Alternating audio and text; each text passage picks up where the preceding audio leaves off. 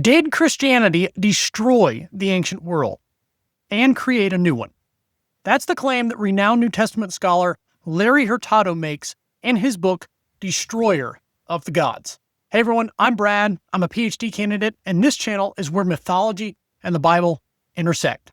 And today we're exploring Hurtado's argument that Christianity didn't just compete with Roman religion, but that it replaced the entire religious system of the ancient world.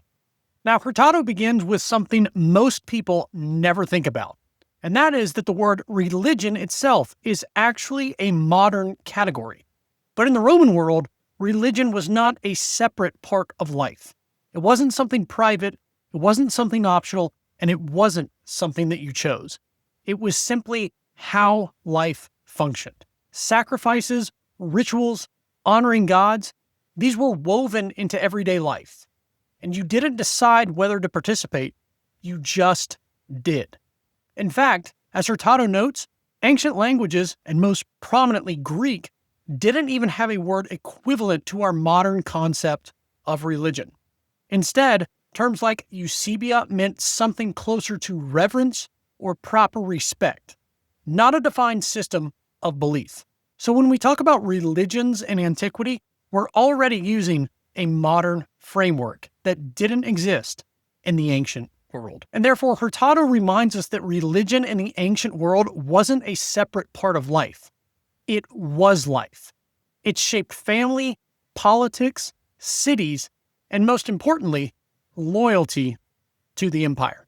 And in chapter 2, Hurtado describes the Roman religious world with one simple phrase. It was a world full of gods.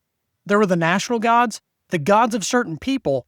Every city had its own gods, such as Athens, whose patron deity was Athena, although this didn't mean that Athena was the only god worshipped in Athens. And even every family had their own gods or protective spirits called Lares or Lares, depending on your pronunciation preference. And these were honored daily in Roman homes.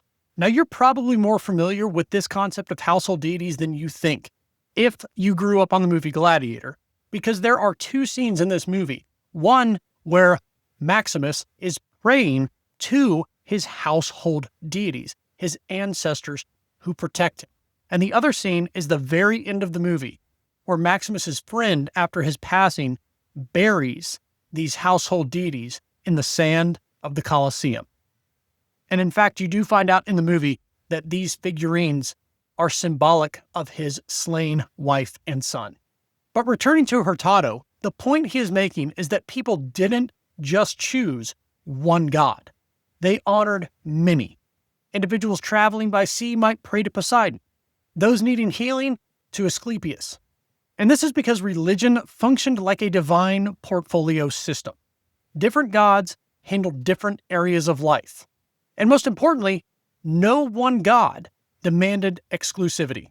Worshipping multiple gods was simply normal. And one thing Hurtado brilliantly points out is that this diversity of gods wasn't limited to the large metropolitan cities, though it certainly existed there.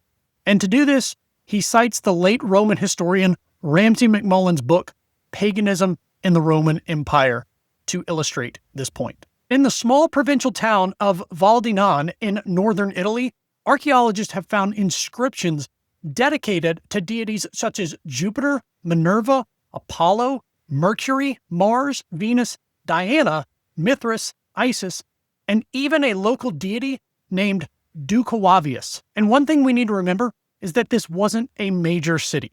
It was a small, rural town.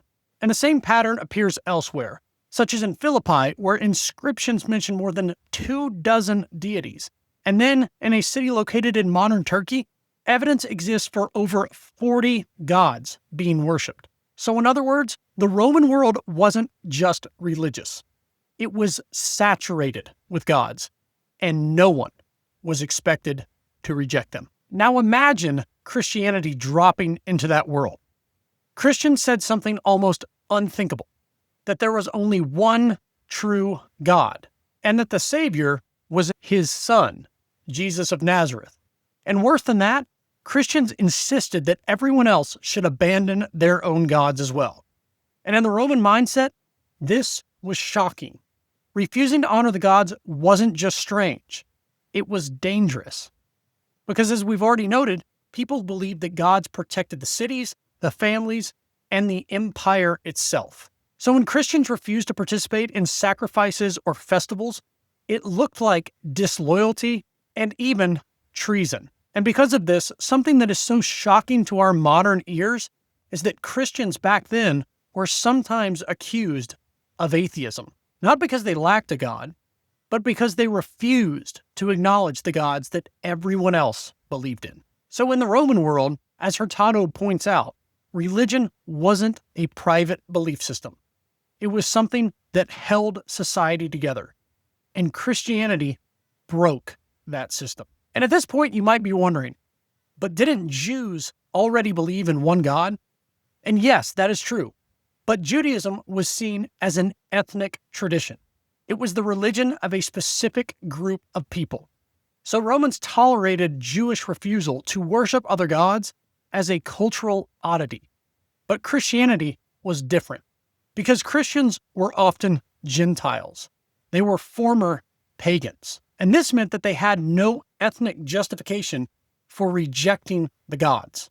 So imagine worshiping Roman gods your entire life, then suddenly stopping. To everyone around you, this would look like abandoning your duties to society itself. And this wasn't simply a minority ethnic group such as Judaism, and this is the very reason that the spread of Christianity threatened Rome's entire structural foundation.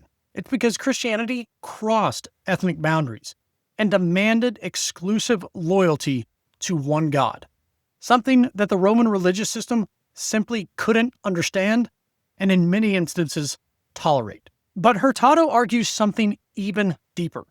Early Christianity didn't just worship a different God, it lacked the basic features of ancient religion. There were no temples, no altars, no cult statues, no priesthood, and no sacrifices. Now, the exception here would be if you were familiar with the book of Acts, where disciples of Jesus are in fact still sacrificing. But I understand that Hurtado here is speaking at large. And these things were the defining elements of religion in the Roman world. And Christianity had none of them. Instead, Christians were practicing things such as baptism, communal meals, prayer, and weekly gatherings. And while these weren't necessarily unique to Christianity, again, the main feature here is that they did not have the defining elements of what was considered religious activity. And this made Christianity look strange and even suspicious, because to outsiders, it didn't resemble religion at all. Hurtado then highlights something even more revolutionary, and this was the Christian idea of God. And while many philosophers believed in a supreme divine being, they usually thought that the being was too transcendent to interact with humans directly. But Christianity said the opposite.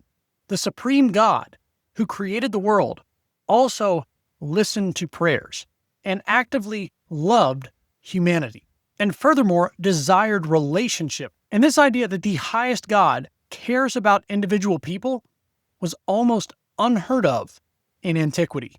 But the most controversial element of Christianity was something else that was alluded to earlier. And this was the man known as Jesus of Nazareth. Christians still insisted that there was only one God, yet they also prayed in Jesus' name, sang hymns to him, called upon him in worship. And this created what Hurtado calls a dyadic devotional pattern: God the Father and Jesus the Lord. And this wasn't a later development, because it appears in the earliest Christian sources. And for Jews, this looked dangerously close to violating monotheism. Although monotheism, like religion, is a modern term that doesn't align with what we today consider Old Testament Judaism. But aside from Judaism, within Roman religion, this looked equally bizarre. Because as Hurtado also notes in this chapter, religion functioned like a cafeteria of gods. You could simply pick and choose the gods you wanted to worship. There were no restrictions. And furthermore, no gods would become angry at the worship of another deity, because deities often functioned as the overseers or guardians of certain things. such as Poseidon and the sea from earlier. And so once we understand that religion was the fabric of Roman society, we can truly see why Christianity wasn't just another religion. It was something that challenged the system, that held the entire empire together. Christianity didn't simply introduce a new god to the Roman world. It rejected the entire system of gods that held Roman society together. And Hurtado's conclusion is simple but profound. Early Christianity wasn't just another religion competing in the Roman world. It redefined religion itself. It introduced exclusive worship, a universal God, personal devotion, a new religious community, and the central worship of a man known as Jesus of Nazareth. So in other words, Christianity didn't just enter the religious marketplace, it changed the rules of the game. And ultimately, as history tells, it destroyed the world of ancient Rome and created a new type of world, one that still exists today. Now, whether you agree or disagree, let me know your thoughts in the comments below, and be sure to pick up your copy of Larry Hurtado's book for yourself that has received praise from renowned scholars of both the New Testament and Christianity, such as Paula Fredrickson. And in the meantime, please like and subscribe, and you can check out this video that YouTube thinks you're going to like. Thank you all so much, and I will see you in the next video.